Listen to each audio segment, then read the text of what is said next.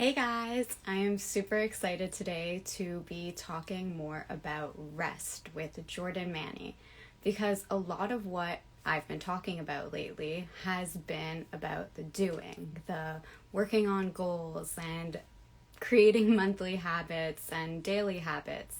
And so now I want to balance it out with a discussion about rest because it is just as important as the doing to balance out your joy, your work with these restful goals. So I'm gonna ask Jordan now.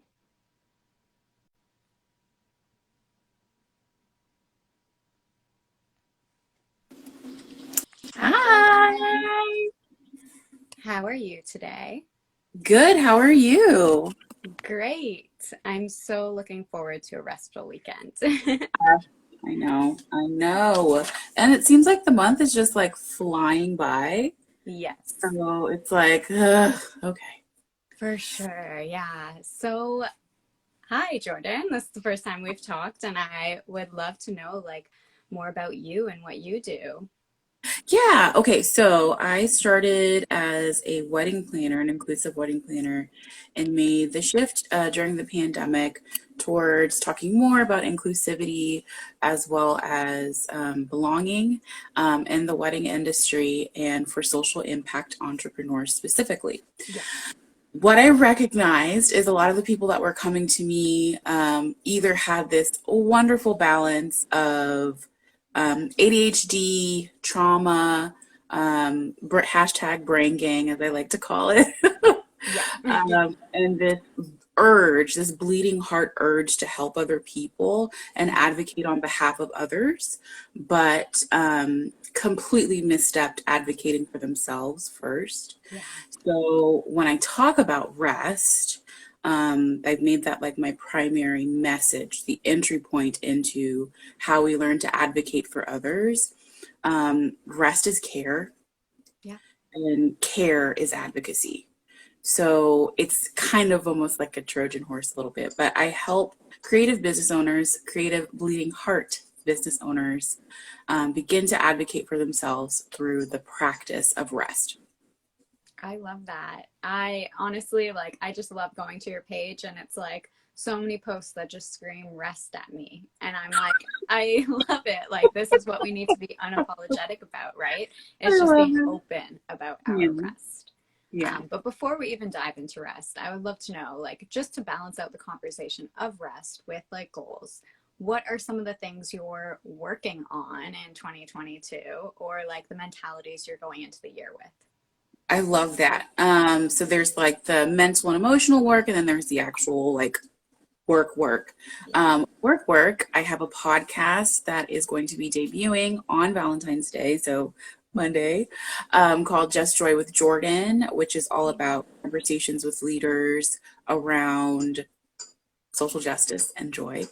Um, I have my Get Rested Hibernator, not incubator, but hibernator Love program it. that's going to be going live next month. That is all about teaching creative business owners how to take a 1 month sabbatical and really implement practices of rest. And then personally, the word of the year for me that I picked was within. The past 2 years have highlighted perfectly how much I don't have control over. So, what's within my control? Who's within my sphere of influence? Really changing my mindset to being as present as possible to what's going on around me versus living in a state of anxiety for what may happen in the future because there's not much I can control, Yeah. you know. So that's definitely something that I'm working on this year is being as present with the people that I care about, the relationships that fuel me, being as present with myself and my body, being as present with my dog in nature. And I found that's led to a lot of just peace, inner peace. Yeah. I love all of that just made me feel so good listening to it. And also it's so juicy to have that word within. I often talk about feelings of the year and I feel within is definitely a feeling. Like Yeah. going within to sit with our feelings is so important, and that's like really big part of rest. And also a monthly sabbatical. I think we all need to build that into our year, Yes. especially Oh with my getting God. less vacations because, you know, some people can't travel right now. So like it's so important. Yeah. So I love that feeling of the year too. That's awesome. yes, I always go with that. So what is like rest to you? Like what would be maybe your definition or the way you see it? And why is it important to like have rest while we're working towards our dreams? Oh, I love this. Okay, so Dr. Sandra Dalton Smith, she's a researcher and she's found that there are 7 types of rest. Mm-hmm. So social, sensory, spiritual, physical, emotional, mental, and creative. I always miss one.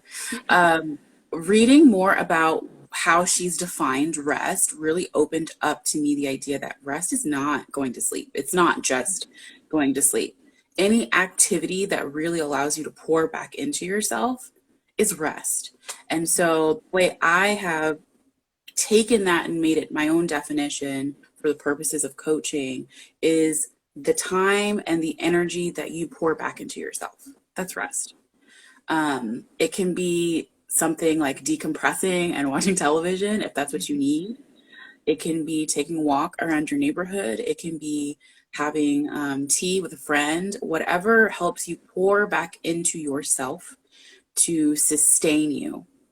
Um, that's rest to me. And I found that's also something about that clicks and resonates with people because they often realize, like one of the offerings I have is a rest audit. It's the little rest lab that we do. And the first thing we do is audit your schedule, right? Yeah. When you see all the things that are going out, all the people that you are helping, all the amazing offerings that you're putting out into the world, and I ask the simple question, where are you in your schedule? And it's always kind of like, where are you eating? Where are you, taking a walk around the block if you need it? Where are you giving yourself that time to journal? Where are you in your schedule, right? Um, it's really important to just get that very laser clear concept that rest is the time and energy that you pour back into yourself because you need it. You're putting so much out into the world. You have to make sure that you are pouring just as much, if not more, back into yourself. Yeah, totally. And I love that you have 7 types of rest because I've learned 4 types of rest, and that's where I've learned like, okay, sleep is not enough. Yeah. I love the idea of 7 types, and I think I really have to sit and learn creative rest because that sounds Mm, so fun. um, yeah. yeah, and I kind of want to hear more about your ideas on rest because I've seen you post a little bit about like half resting, and Mhm. I'm curious, like, what is the range of rest? Like, what are some of your words that you use? What are your ideas around resting? So the main thing when it comes to rest, we talked a little bit earlier about self-advocacy, learning to take care of yourself, learning to communicate your needs, learning to essentially get off this kind of self-betrayal loop of denying yourself rest, denying yourself feeling good. We talked a little bit about that, but I also think there's a very key concept that I want everybody watching to understand: compounding. In the same way, when people come to me and they're like, oh, I don't want to get too much rest. I don't want to get too much because then it's like, oh, that could be a bad thing, right? No. I'm going to explain why. When you, let's say, have lived the past 10, 15 years operating at a deficit, right? Where you're pouring in like a drop of rest every now and again, but constantly water is going out of that reservoir towards other people. Um, you're not really allowing yourself the space to compound that rest, right? So, what you want to do when you begin to start a rest practice, give yourself a lot of grace. You're trying something new, but also recognizing that as much as you can give yourself, it compounds over time. And unrestedness does the same thing. So if you've spent 10 to 15 years not prioritizing your needs, not giving yourself what you need from day to day, Yeah. that's compounded as well. So it's not going to be 1 month isn't going to be enough. Yeah. You have time that's going to, you need to take the time, take your time specifically to compound and just, even if it's something as little as 4 minutes a day, if it's just a simple meditation or a brain dump in a journal, whatever that restful activity looks like for you, start today because it will compound over time and allow you the ability to build your capacity to help other people, to help your community, to advocate for others in the same way that you're learning to advocate for yourself. Mm-hmm. Yeah. Sorry, I have a No, you're fine. dog. Mine's downstairs. I'm sure she'll make a racket soon. I love that because it's the same idea with like building habits, right? It's that you start small. Okay, if you only have 4 minutes today, start with that 4 minutes. And then that, again, as you said, compounds over time. And it's the same thing with habits. Can you imagine 4 minutes a day of meditation for a month? Like, how many minutes would that be by the end? Like, it's a lot.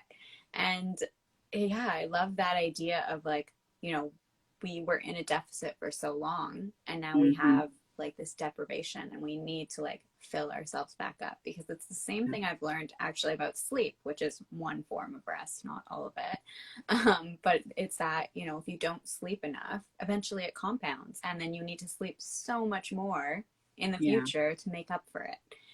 So that's why I love what you said, start today. So to anyone listening, if you can do 4 minutes, 5 minutes, even if you could do half an hour, that would be great. Just find time today to do something to rest. Yeah, my next question for you, which is a big one, is, you know, as a society, we definitely don't rest enough and we see it as a bad thing. We see, as you said, like, oh, we can't rest too much and then we feel lazy and unproductive and all these negative feelings, guilt, shame, all that comes up. So where as a society are we like lacking the most rest, do you think? Like what do you think people need more of? This is such a big question and I want to be like Everything. as clear. I know I want to say everything. Okay. If learning to rest is like this Trojan horse into self-advocacy, into learning to communicate your needs, into learning to set boundaries, into how to prioritize yourself, we have to go from that individual sense of rest to that collective sense of rest. Yeah. I know how to set boundaries and I know how to prioritize what I need. I then have the capacity to ask those in my community, what do you need? How can I best support you? And these efforts don't just look like simply asking those questions to your neighbors. It can look like sick leave for your city. That was a huge thing for the city of San Antonio where I am. Mm-hmm. There are all these different ways where essentially rest boils down to consideration and kindness. How can we be more considerate of one another? How can we be kinder to one another, especially after the past 2 years? I know it sounds very general, but really learning how to be in community with imperfect people while building imperfect practices and imperfect businesses while also being an imperfect person. Mm-hmm. That to me, that all flows under rest. And that's really something I would love to see prioritized on a hyper local level. I love how connected we are because of the internet and social media. But the deepest impact that you can have are in the people that are already around you. Yeah. The people that are within your sphere of impact and influence, right? Going back to that. So for me, what I think is really missing from society when it comes to rest is just this reframe of it's not just sleeping. And it really is about community advocacy. If I know how to handle and communicate and take care of my needs, that is a practice that I can replicate. That is a practice that I can help other people learn. And I can be that example for other people and demonstrate we have to take care of each other. We have to we have to listen to one another. We have to be kinder. We have to have that consideration for different experiences, trauma, different ways of seeing the world. And when we can do that, I think we can get to a state of rest. But that's a lot of work. It is. And I love that idea of like kindness and compassion, especially for the people like in our influence, because that is so important. I actually just read Seven Habits of Highly Effective People, and he talks about this in it. It's like, it's not about being independent or dependent. Like, we want to create this interdependent world where we work together, not work, we can rest together. Let's put it that Yeah. way. And yeah, just like have joyful moments and with our community. And it starts with us, but then we build it outwards. So I love that. Yeah, and something else that came to mind while you were saying that, like, I remember talking to one of my friends, and he goes, oh yeah, everyone just thinks about themselves, like that's what you have to do, just focus on yourself and like that. And I'm like, that's not the mentality we need to be working towards. Like, and this is where that shame from resting comes in, because it's like, oh, I can't just be selfish and rest for me. But it's like this idea of like, no, we do it for ourselves, and that is a kind act even for other people, because we demonstrate how we can live our lives with more joy, with more rest, with more kindness and compassion. And yeah, I love that idea. We need that community mentality. We need it. Like, that's where the world needs to move to. Can I add something to that? Yeah. I think when people hear about self-advocacy first, then we work to the collective, that sense of, oh, I don't get to do that. That, like, that's selfish, right? The people often most afraid of being seen as selfish are usually the least selfish people in the room. You know what I mean? Yep. Or the ones who like give. They don't put back into themselves. So when I say, I'm being very specific, when I say like we got to start with this self advocacy, it's not from a point of I don't care about other people. Exactly. Yeah. But you can't pour from an empty cup, right? So if you know how to have that capacity, that reservoir that's filled up because you are filling it back up, you can give to other people in such a beautiful way versus giving out of a sense of like obligation that turns into resentment because you're tired all the dang time. Like, just wanted to clarify, like starting with the self is not, I know a lot of people will see it as like, oh, it's so selfish. It's not. It's not. Yeah. And you're so right. I actually am reading another book about that right now. And that's exactly what she says. She says, you know, we get our emotions neglected as children, and then we grow up and we see like getting in touch with our emotions and like having that rest and doing the good work for ourselves. It's selfish, but really like it's the furthest thing from it. And typically it's very hard to move from being like a person who's so focused on other people's needs. We're very rarely going to be selfish when we come back to focus on our own, because we're going to have that balance even better than if we just started off selfish, you know? But even I think that needs to be a word that we, like, I talk a lot about shame and guilt, but selfish is also a part of it. We shame ourselves for putting ourselves first, and that needs to end. Yeah. 100%. Like, we create this sense of self-betrayal where we hear like it's not, especially based on your experience, your culture, your identity, taking care of yourself, having boundaries, saying no, especially as women. Yes. We don't get to do that. So we hear that and we think, oh man, I can't do that. So I'm going to be quiet. I'm not going to communicate what my needs are. And we just create this loop of self-betrayal where we can just get deeper and deeper and deeper and deeper into it until, you know, you look up and you realize you're giving so much, you're pouring so much out. You need so much validation from other people that you don't have a concept of like who you are, what you need, what you want to really do. And it can feel very overwhelming, but it's also really liberating to recognize like, if you had like a canteen in a desert, right? And there's a hole in it and there's just water pouring out, you have to take the time to like repair it so that you can fill it with water again. And that's where we are, I think. Totally. I totally agree. So yeah, we are running up on the end of the half an hour. So I just want to ask before we end, what is your like love note or something you want to leave everyone listening to when it comes to thinking about rest or even joy? Because I love that you built those two together. Yes, rest is definitely your vehicle to joy. Um, my love note for everyone is that you are worthy of rest and you are worthy of joy. You are worthy of the rest that you need, the rest that you desire, not just the rest that you think that you can get or you think will make people comfortable, but you are worthy of that and you are worthy of that investment in yourself. I love that. And worthiness is definitely a big thing, I think, as women, as a society, that we need to work on is being worthy on our own without the doing and Mhm. just being with ourselves. So I love that Yeah. note. So to everyone listening, go follow Jordan Maney. She is great. She talks about rest. I love it. Talks about joy. That's all that we do in Free Goals as well. But how can somebody watching like work with you more? If you would like to do a one-on-one session, the Rest Lab audit with me, there is a link in bio for you to sign up for that. But honestly, just follow for right now. There's a lot of great things coming down the pipeline for 2022. Get on the radar because I'm really excited to be able to share some of these things with y'all. And if you're looking for ways to collaborate, go ahead and send me a DM.